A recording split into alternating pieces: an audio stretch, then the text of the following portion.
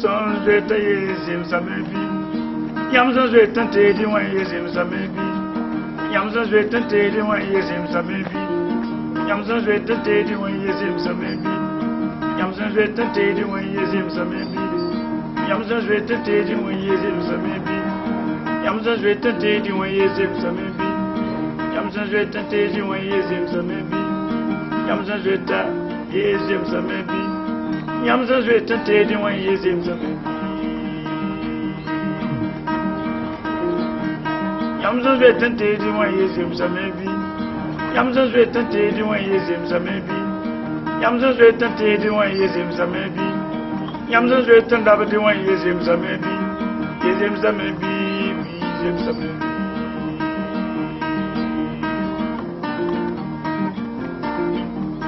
Yamson je tente di wan yezim samebi. Yamson je taya rabda tima pourbi. Yamson je taya rabda bangar pourbi. Yamson je taya rabda yoga pourbi. Yamson je taya rabda subu pourbi. Yamson je tente di wan yezim samebi. Yamba sa ju sabanda bdieni.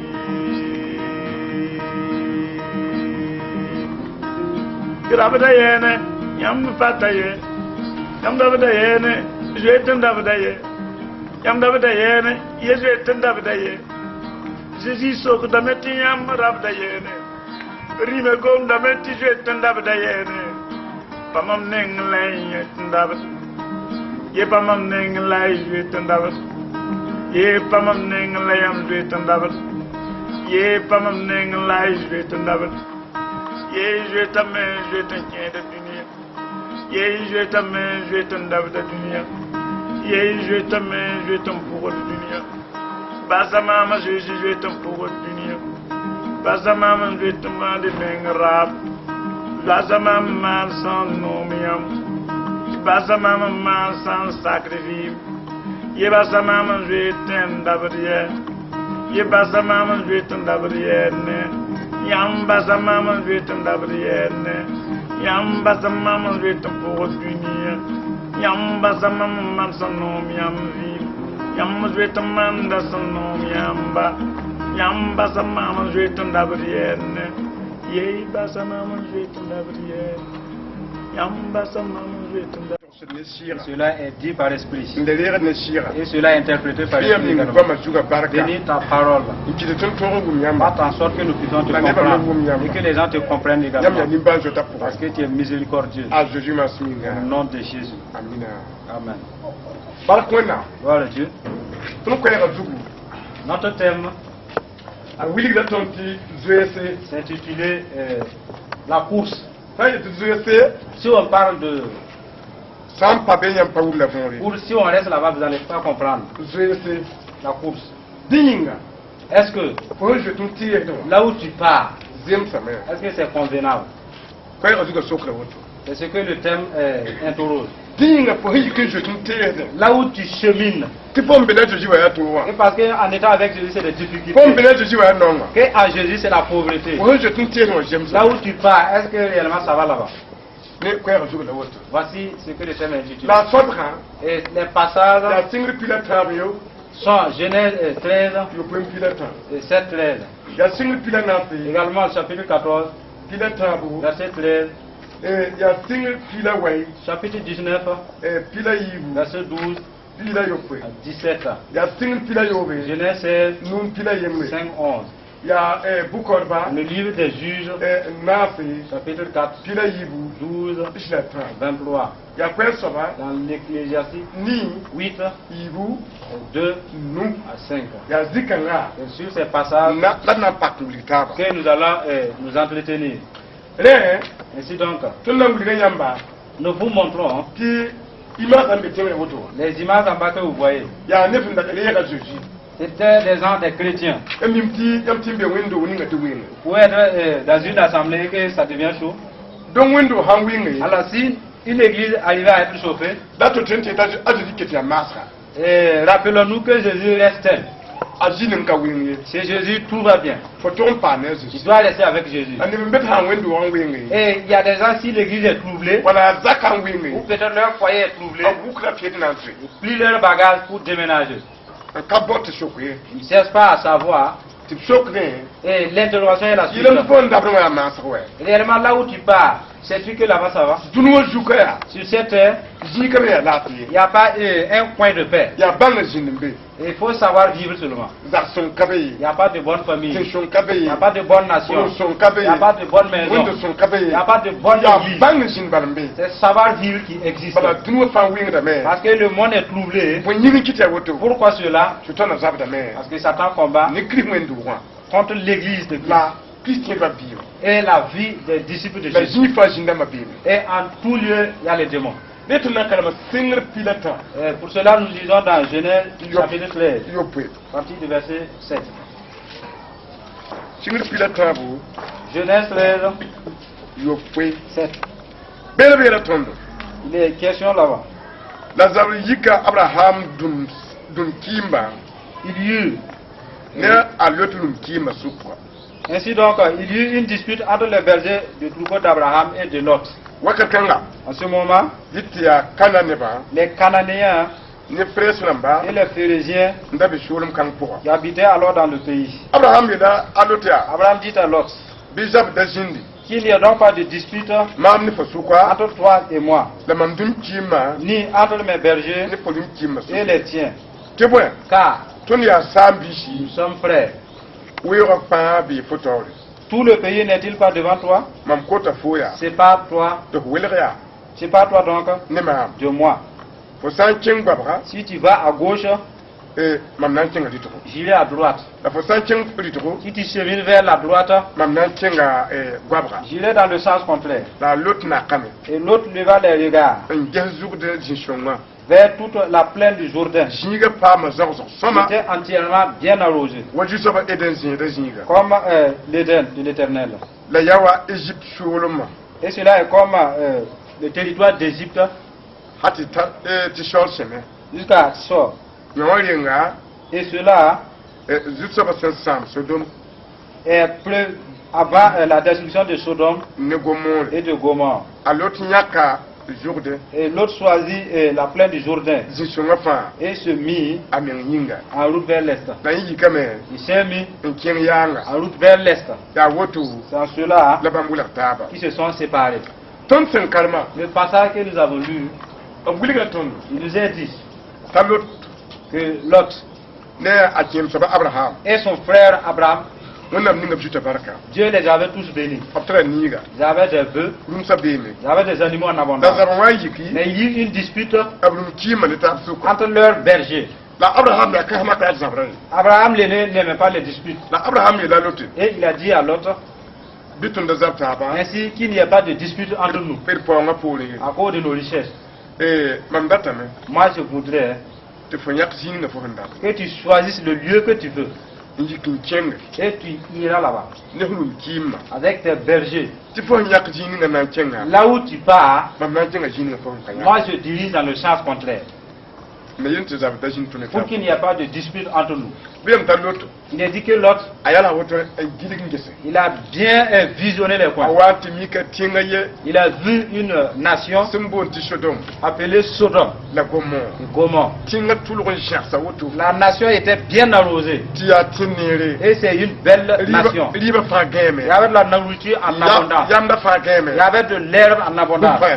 Tout était bien. Il a dit à Abraham, moi je vais ici là. Abraham lui dit, il n'y a même pas de problème. J'irai au désert. Abraham a cheminé là où il n'y a pas de foin, là où il n'y a pas de nourriture. Alors là où l'autre est allé, il y avait tout. C'était l'Eldorado. Qu'est-ce qu'il y avait de plus? Et les habitants de cette nation étaient des méchants, commettant l'adultère. Ils ont fini de commettre l'adultère avec les femmes et faisaient l'homosexualité. Et Dieu était attristé. Pourtant l'autre y demeurait. Si donc, Dieu avait l'écho que Sodome et Gomorrhe, et on parlait de leur méchanceté. Dieu dit, je vais m'approcher pour bien les percevoir. Ce que les gens attestent de Sodome et de Gomorrhe et que j'entends, est-ce réellement vrai? Oui ou non? Ainsi donc, quand Dieu est descendu, il s'avérait que Sodome et Gomorrhe étaient bien abominables. Alors quand il est descendu avec 2 anges en forme humaine. Ainsi donc, parce qu'ils étaient en forme humaine, ils sont descendus vers Abraham pour lui faire part, parce qu'il était son serviteur. Donc, quand ils ont fini avec Abraham, ils ont dit à Abraham, nous allons aller détruire Sodome et Gomorrhe. Ainsi quand Dieu a parlé, il est parti. Les 2 anges, ils ont pris la forme humaine, ils sont allés rentrer dans Sodome, et ils sont allés loger vers le marché de Sodome. Alors, quand l'autre, parce que l'autre était là-bas, l'autre a vu, il s'agissait de 2 personnes au marché. Et l'autre, les a allés à leur rencontre. Parce que l'autre savait que les hommes étaient uniques. Parce qu'ils ont vu ces 2 étrangers. Les étrangers sont dans les problèmes. Et l'autre est allé leur dire, mais Seigneur, ne dormez pas au marché. Venez chez moi. Moi, je vais vous aider. Afin que vous ayez de l'eau pour vous aider. Et vous dormez. Demain, vous allez continuer votre chemin. Les 2 gens en forme humaine ont dit, laisse-nous, nous allons nous loger au marché.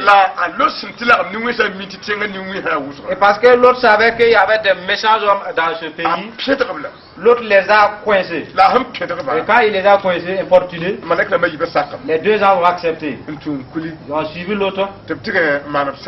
Et l'autre les a hébergés très bien. Alors ils étaient dans la maison en train de poser. Un peu de temps plus tard, et quand il faisait un peu sombre, les jeunes de la nation se sont entourés de la maison de l'autre. Il dit, nous avons vu 2 étrangers au marché. Mais toi qui allais les héberger, fais-les sortir, nous allons nous coucher avec eux. Nous les voulons pour faire des rapports sexuels. En ce moment, l'autre avait 2 jeunes filles. Et l'autre les a dit, ne faites pas ici. Vous savez, c'est des étrangers. Vous ne savez pas d'où ils viennent.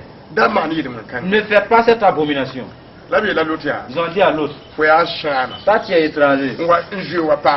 Et tu es venu nous joindre ici. Tu ne peux pas nous faire la morale. Nous allons te faire du mal. Hein? L'autre leur dit, moi j'ai 2 belles filles. Elles sont vierges d'abord. Allez-y avec elles. Faites ce que vous voulez. En ce qui concerne mes étrangers, laissez-les en paix. Quand l'autre était en train de parler, il voulait jeter l'autre par derrière. Et si les 2 gens dans la maison, ils s'étaient bien conservés. Quand ils ont su que c'était ici, ils ont attiré l'autre dans la maison. Et il les a envoyés de l'aveuglement. Et ils ont fermé la porte. Malgré leur aveuglement, cela ne les importunait pas. La puissance de l'immoralité sexuelle a fait que ces gars ont forcé pour briser cette porte-là, pour y rentrer, pour faire des rapports avec ces 2 hommes. Ainsi, les gens les ont donné l'aveuglement. Le matin, les 2 gens ont dit à l'autre, nous sommes venus pour détruire la nation. C'est toi, tes 2 enfants et ta femme, faites de tout votre possible pour arriver à la montagne. C'est grâce à vous que cette montagne restera inapte. Nous allons mettre du feu à la nation. Ainsi donc, ce que je vais vous faire comprendre, c'est que là où vous cheminez, est-ce que réellement ça va? Vous qui décidez comme l'autre. Et vous avez vu que l'homme est bien riche, vous allez vous joindre à lui. C'est ce problème qui est sur des jeunes filles. Elles veulent de l'argent. Réellement, là où tu pars, sais-tu si c'est bien? Est-ce que le jeune homme n'est-il pas de Sodome? N'est-il pas de Gomorrhe? Et qu'un feu va descendre un jour? Là où tu pars, ça va? Les jeunes. Toi qui dis qu'en Dieu il n'y a pas l'argent. Et tu vas t'initier aux idoles pour avoir de l'argent. Là où tu pars, sais-tu si ça va là-bas? Les demandes de l'argent ne vont-ils pas te dévorer? Mais dit-on là où nous partons, là où tu chemines, la nation où tu chemines, tu n'iras-t-il pas en prison? Sais-tu là où tu pars, ce qu'il y a là-bas? L'autre a pris la fuite, il a eu l'abondance, l'argent, que l'autre est allé joindre à ses gens. Qu'est-ce qui s'est passé? Le feu de la nation, quand le feu est descendu, l'autre n'est sorti avec aucun animal. Son nom y est resté. La femme égoïste qui a voulu tourner ses regards y est restée. Ne fuyons pas et laissez Jésus. Si vous dites que Jésus est Dieu et vous voulez cheminer, que or Jésus vous faites ce que vous voulez, vous êtes ivrogne, vous commettez l'adultère, ça va chauffer un jour. Plusieurs points. Il ressemble à Sodome et à Gomorrhe. Et l'interrogation est posée. Là où tu chemines, sais-tu si ça va? Ne vas-tu pas rester ferme? Nous lisons dans Genèse 14, 13.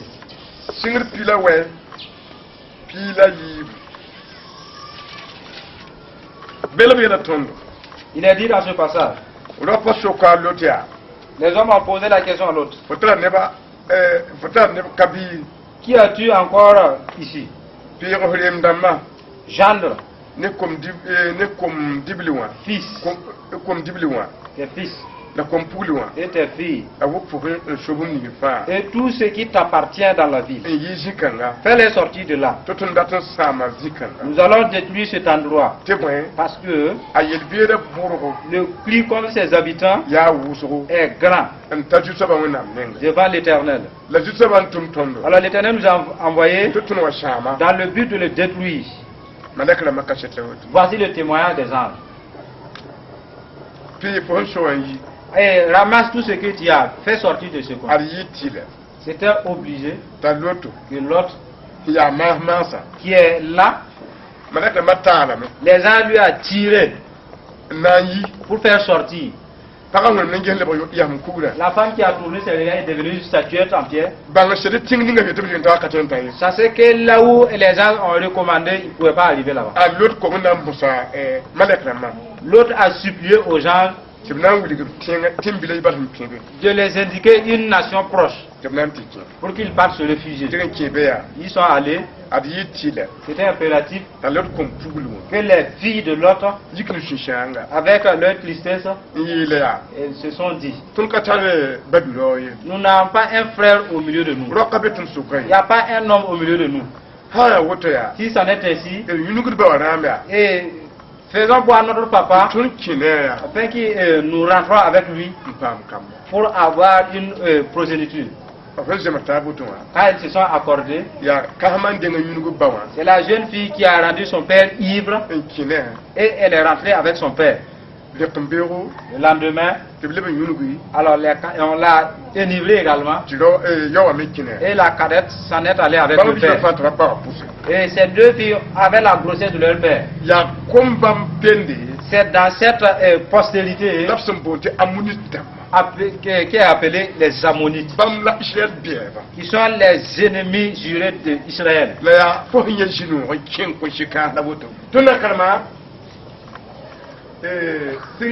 Alors nous lisons dans Genèse. C'est 5. Genèse 5. Dans ce passage, il est dit. La Sarai la Abraham. Sarai dit à Abraham.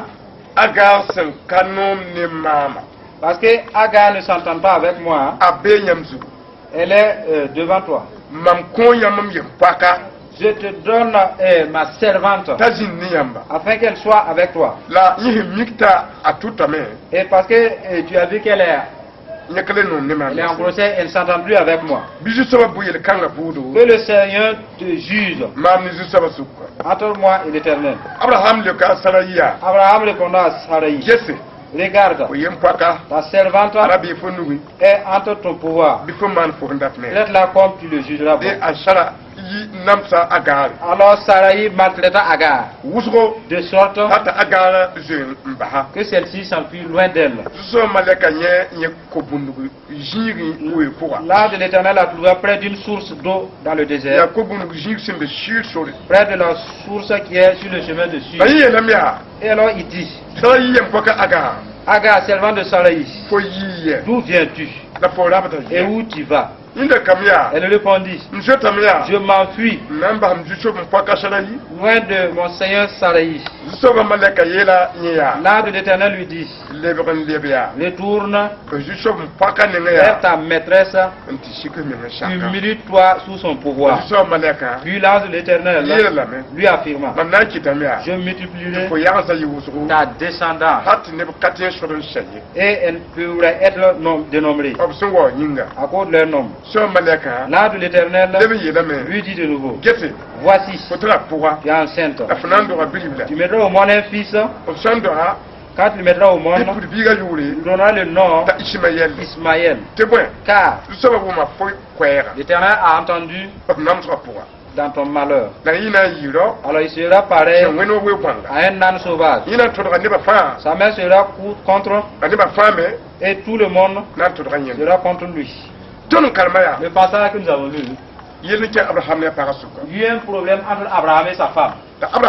Et Abraham a eu l'enfant tard. Et la femme a dit, moi je veux un enfant pour mettre au dos. Et ils ont cherché l'enfant par un autre chemin. Rentre avec ma servante car j'ai besoin d'un enfant. Alors la manière dont la servante s'humiliait à Sarai,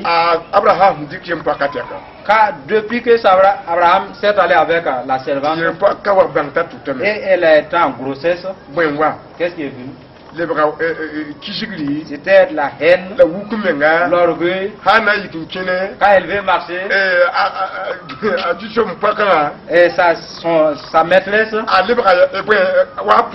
alors la servante est devenue concubine de la servante. Elle est sortie de son esclavage et ses comportements ont changé. En marchant dans la famille, elle ne s'abaisse plus. La maîtresse était attristée de ces choses-là. Moi j'étais honoré. Et parce que je désirais un enfant. Sinon, comment allais-tu faire pour avoir mon mari? Mais parce que tu veux te gonfler envers moi. Sarai a fait part de l'affaire à son mari. Abraham dit, la décision n'est pas à moi. C'est toi qui as décidé. La servante est sous ton pouvoir. Ça n'engage que toi et elle. Quand Sarai a eu cette nouvelle, elle s'est levée. Elle a commencé à maltraiter la servante avec toutes sortes de maltraitements. Jusqu'à ce que la servante n'a pu supporter. Et elle s'est enfuie avec sa grossesse au désert. Oh, Dieu voyait cela. La femme est allée au désert. Il n'y avait pas de maison. Il n'y avait pas d'eau à boire. Il n'y avait pas de nourriture. C'était dans l'angoisse. Dieu a envoyé un ange. Descends vite. La servante de Sarai est au désert. Va-y parler avec elle. Que je lui informe d'aller s'humilier à sa servante. Parce que moi j'ai vu le début de l'affaire. C'est pas toi qui voulais son mari. C'est Saraï qui a désiré un enfant. Elle ne m'a pas consulté. Et cette affaire est descendue sur toi. Et tu es souffrante. Je veux que, malgré que tu as raison, vas-y, humilie-toi auprès de ta servante. Car les troubles de ta vie dans le foyer, c'est à cause de ton orgueil qui a chauffé ta vie. C'est ton orgueil qui a envoyé la division. Ne pas arriver, humilie-toi. Si elle parle avec des paroles d'humilité. Si elle te donne un ordre, travaille avec humilité. Ta paix se trouve dans l'humilité. Pour arriver au moment où tu mettras au monde l'enfant. L'enfant que tu vas concevoir, c'est un enfant d'adultère, c'est vrai. Mais dans ta souffrance, je vais bénir cet enfant. Là, je venais faire le compte. C'est cet enfant qui est le patriarche des Arabes. Une décision qui ne venait pas de Dieu. C'est obligatoire que les fils combattent contre Israël sans relâche jusqu'à la fin du monde. Une décision sans consulter Dieu. Vous voyez? Cela a commencé à la légère. Et cela va s'empiler jusqu'à des avions, va consumer des nations.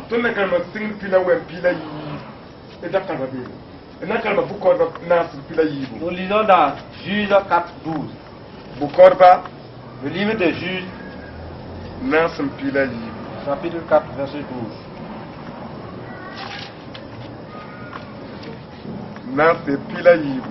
Commençons à partir du verset 12.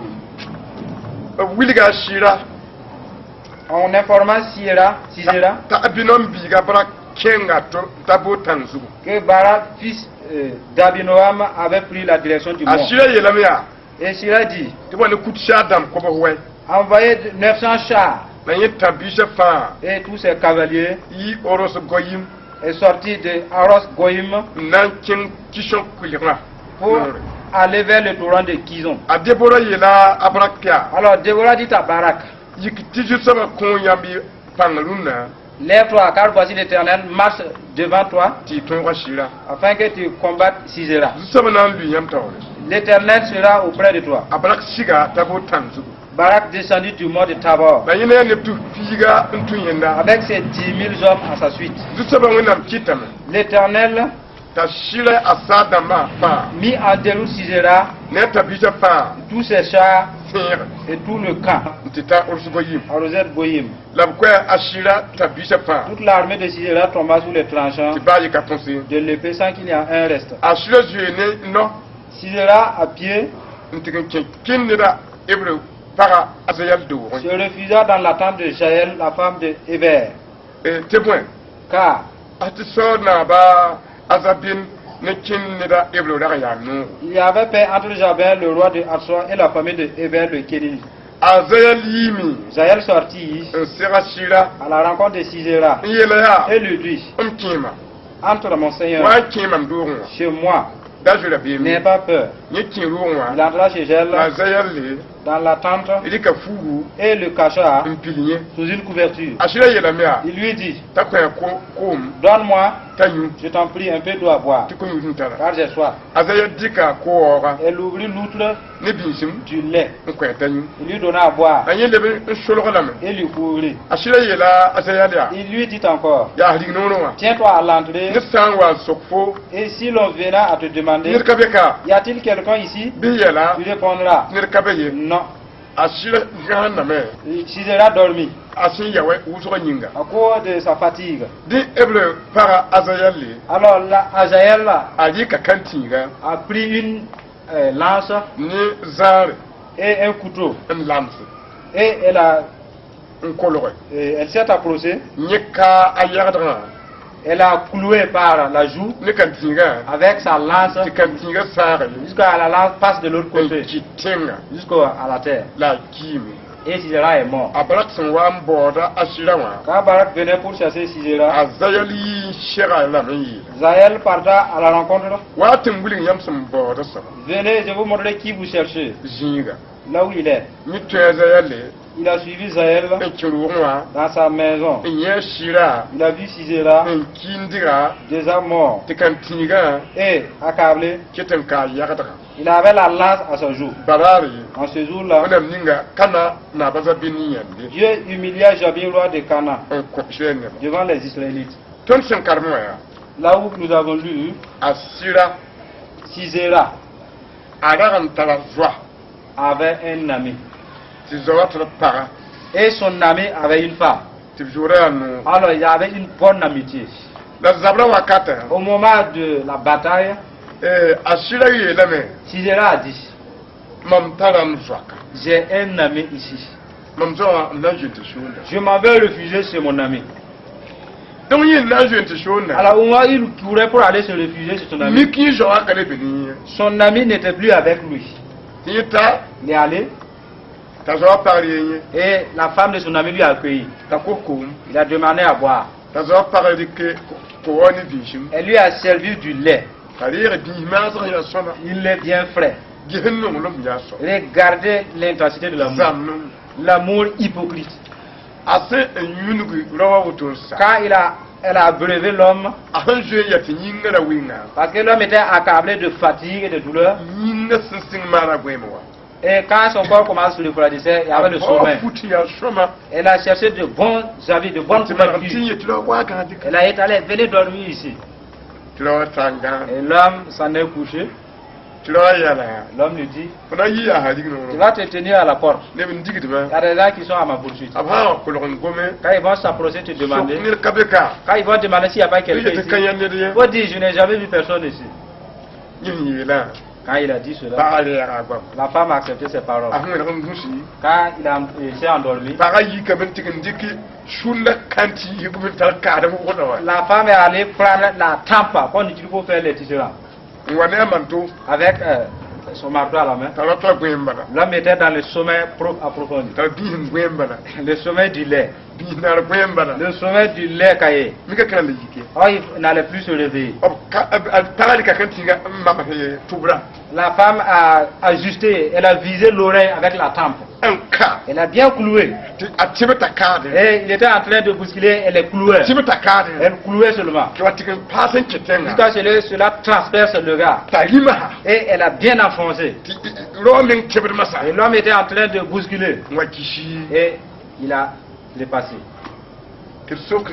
La question est là. Toi qui tu t'enfuis comme Sisera. Là où tu passes, si tout va bien là-bas. Toi qui as pris, tu emportes tes bagages. Ça peut commencer avec du lait. Mais la faim, c'est un problème. De nos jours, les gens s'enfuient au hasard. Ils ne cherchent pas à demander. De surcroît, les jeunes hommes et les jeunes filles de Dieu. Ils oublient que Dieu dit que dans les derniers temps, il y aura des temps difficiles. Et les difficultés, c'est en tout lieu. D'autres parce qu'il y a la paix dans la fuite. Si vous restez en un seul endroit, vous reconnaîtrez la puissance de Dieu. C'est dans les problèmes que vous aurez les prodiges de Dieu se manifester. S'il n'y a pas de problème, il n'y a pas de miracle. Même il est dit qu'un poisson a englouti son âme. C'est parce qu'il a été jeté dans la mer. Il y avait un problème là. Vous voyez? Dieu qui a aidé dans la fournaise, c'est un problème. Nous voulons des prodiges et nous détestons les problèmes. Restons fermes. Les dernières difficultés vont s'aggraver. Et c'est ceux qui se confient en Jésus qui seront fermes. Ne vous enfuyez pas. Même si c'est des difficultés, restez fermes. Continuez d'espérer celui qui vous a appelé. Quel que soit le problème, regardez à Jésus. Dieu va vous aider. Vous voyez, les animaux, ils ont des propriétaires. Quand ils partent les attacher, Quand le ciel commence à noircir, qu'est-ce que l'animal est en train de contempler? Il espère celui qui est venu l'attacher et non le ciel. Il sait que la pluie qui commence celui qui est venu m'attacher viendra me rechercher. Dieu et nous, c'est de la sorte. Il s'occupera de nous. Cessons de s'enfuir. Partons de l'avant. Dans le dernier passage, c'est dans Ecclésiaste 8.2. C'est là-bas que nous serons au terme. Ecclésiaste, chapitre 8, verset 2. Dans ce passage, il est dit, Dieu te le dit, respecte les ordres du roi. Et cela à cause du serment que tu as fait à Dieu. Ne sois pas pressé de t'éloigner de lui. Ne persévère pas dans une mauvaise situation. En effet, le roi peut faire tout ce qu'il désire. Parce que sa parole est puissante. Qui pourra lui dire, que fais-tu? Celui qui respecte le commandement ne se retrouve pas dans une mauvaise situation. Le cœur du sage pendant le moment opportun et les règles à suivre. Vous voyez? L'Ecclésiaste a dit, je te dis, obéis au roi Jésus. Ne te presse pas de t'en éloigner. Obéis au roi. Et c'est que le passage. Parce que tu as prononcé un serment et tu t'es agenouillé, tu as demandé pardon et tu vas suivre Jésus de tout ton cœur. N'oublie pas ce serment, n'oublie pas cette alliance. Ainsi, ne te presse pas de sortir de là. Ne te presse pas. Parce que sortir, c'est un problème. Continue en disant, toi qui es avec le roi, dans les mauvaises situations, et que tu y succombes, il est dit, tu dois savoir que tu as succombé dans les péchés et tu as désobéi au roi. Mais il y a une réconciliation et que le sage connaît cela. Au moins il a fait le péché et le moins il doit se réconcilier également. Tu ne dois pas t'enfuir et laisser le roi. Vous voyez, les gens se lèvent, au lieu d'obéir à l'ordre du roi, ils veulent s'enfuir. Et d'autres succombent. Ils ne veulent pas confesser au roi pour se repentir au temps. D'autres commettent des adultères aujourd'hui. On fait 2 mois, ou peut-être 1 an. Au moment où les démons ont eu une brèche pour détruire ses affaires. Là où il est tombé, s'il s'était précipité pour se réconcilier, lui et le roi seraient en communion étroite et pourraient cheminer ensemble. Malheureusement, si le peuple de Dieu se trouve dans le péché, il ne se lève pas très vite pour se repentir. Est-ce que les mauvais esprits auprès du roi, les mauvais esprits mettent de l'opprobre au roi? Ces arts de sagesse n'aident pas les chrétiens. Le sage c'est le moment opportun et les règles à procéder. Tu sais que tu as commis l'adultère aujourd'hui. Si je ne le considère pas aujourd'hui, c'est demain que je vais me confesser. Parce que c'est le temps opportun. Avant même de tomber dans le péché. Mais je ne peux pas le confesser. Mais si je tombe dans le péché, c'est en cela que je dois me confesser. Ainsi, je ne dois pas y demeurer longtemps. Et ce que Dieu veut, que nous sachions que la fuite, et nous n'avons pas la solution dans la fuite. Dieu a dit ceux qui s'enfuient, les peureux n'iront pas au ciel, parce que les peureux s'enfuient. C'est sur ce passage que nous mettons fin à notre mission. Notre thème s'intitule la fuite. Là où tu t'enfuis, c'est ici, là-bas, ça va. Vous voyez ces 2 hommes qui commencent à s'enfuir. Il peut bien commencer et terminer mal. Recherchons la volonté de Dieu dans notre fuite. Et si Dieu ne vous accompagne pas dans la fuite, vous n'avez pas la victoire. Nous allons prier. Notre Père Dieu Tout-Puissant, nous savons que les gens vont t'écouter, vont décider d'abandonner la fuite. Aide ces personnes afin qu'ils restent fermes. Car sur ce monde, il n'y a pas de lieu, il n'y a pas de coin que quelqu'un peut s'enfuir et se réfugier à l'abri des démons ou des difficultés.